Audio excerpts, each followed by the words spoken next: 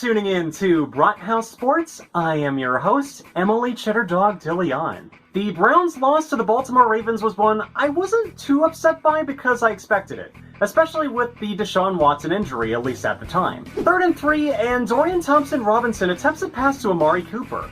It gets picked up by Brandon Stephens. This gets immediately followed up by a Lamar Jackson run to the left for a touchdown. 1st and 10 at Baltimore's 19, Elijah Moore makes the dumbest run possible for a loss of 20 yards. This is what I did when I played Madden for the first time when I was 9 years old, that being Madden NFL 2003. Because of this bullshit, Dustin Hopkins has to come out and make the only Browns score of the game, a 53-yard field goal. Browns trail the Ravens 3-7. A little into the second quarter at 2nd and 3, Lamar Jackson botches the handoff and allows a fumble recovery by Maurice Hurst. 2 drives later, and the Ravens rebound with a Jackson pass to Mark Andrews for 36 yards. This sets up a Lamar Jackson run to the right for a 2-yard run and a touchdown. Another mid-drive by the Browns, and Ravens get the ball back at 2nd and 4.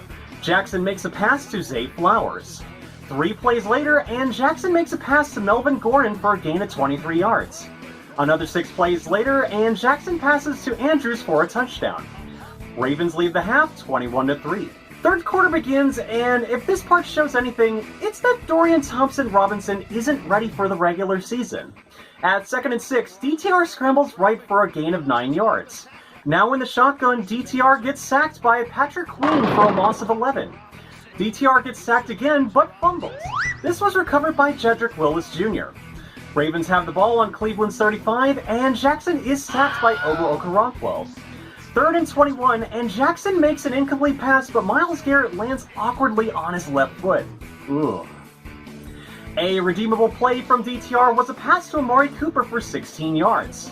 Do I think he'll be a better quarterback? He can be with a bit of fine-tuning. That I actually believe. Not much happens in the third otherwise, but things go downhill a bit into the fourth quarter. 2nd and 1, and DTR makes a pass for 1 yard to the masked David Njoku. This doesn't do much, unfortunately, as DTR overthrows a pass and is picked by Geno Stone, who runs it into Cleveland's 38. Ravens are at 3rd and 9, and Lamar Jackson makes a pass to Patrick Ricard for a gain of 14 yards. 3 plays later, Jackson passes to Mark Andrews for 18 yards and a touchdown. Browns have one last chance to get a touchdown, and Pierre Strong runs 40 yards. This sadly ends with an interception by Kyle Hamilton. Browns lose 3-28. Shout out to this Packer fan here that went to the Thursday night football game against the Lions at Lambeau Field that had a sign that said, "Legalize marijuana in Wisconsin."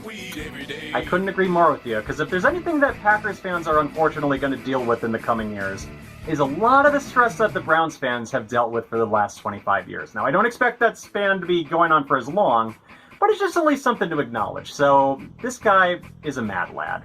Despite going 2-2, it shouldn't be unfeasible to believe that the Browns could make the playoffs. That is if the offense does work. Deshaun Watson is the 4th most sacked quarterback this season. Jack Conklin went down in week 1 with a torn ACL and MCL. This is also problematic because it's looking like a novel in the works. Dummy Thick Big Thanos is doing a good job so far as right tackle, though he looks uncertain as a run blocker. The problem, though, is that Jedrick Willis isn't a consistent run blocker and turns into a spectating NPC. Willis has allowed 3 sacks, including a hit from Stuhler Alex Highsmith. Cohesion on the O-line is important, but if Willis isn't especially playing to standards, he will risk an injury to Deshaun Watson. Undoubtedly, the Browns were thrown a loop over the weekend because of Watson's shoulder injury, and especially the burns David Njoku faced from his fire pit. Dorian Thompson-Robinson played on Sunday, and the results were very shaky.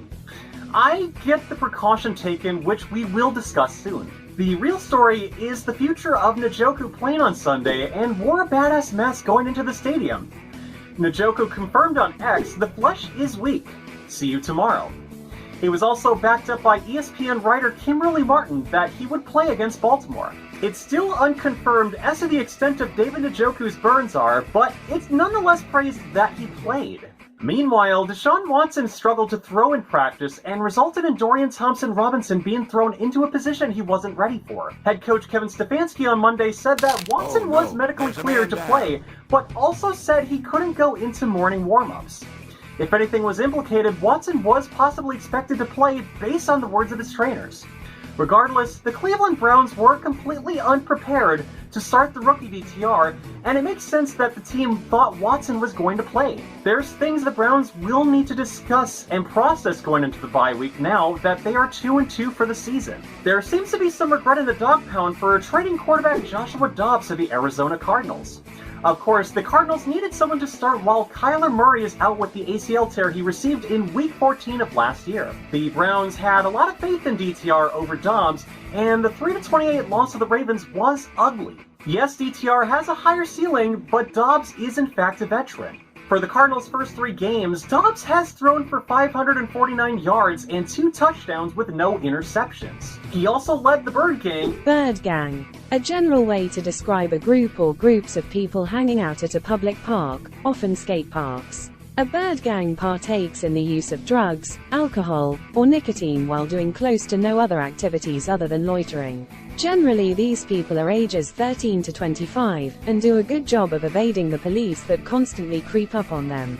Of course, the police want to stop underage drug use in public parks, but hardly ever catch them in the act. To a 28-16 win against the Dallas Cowboys. Relying on Watson and expecting to not use DTR was like gambling on a fart. Sometimes it just comes out like shit.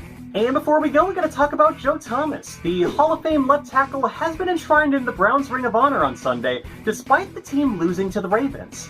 This was something we all anticipated even before being enshrined in the Canton. The 10-time Pro Bowler was a very bright spot during the worst of the Factory of Sadness era, and was welcomed back to Cleveland Browns Stadium in front of more than 60,000 fans. Thomas is now the 19th name featured in the Ring of Honor.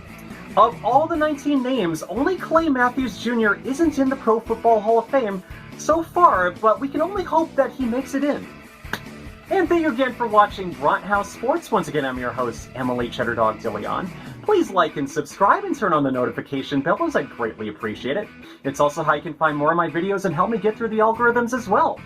Once again, I'm your host, Emily Cheddar Dog DeLeon, and I will see you next time.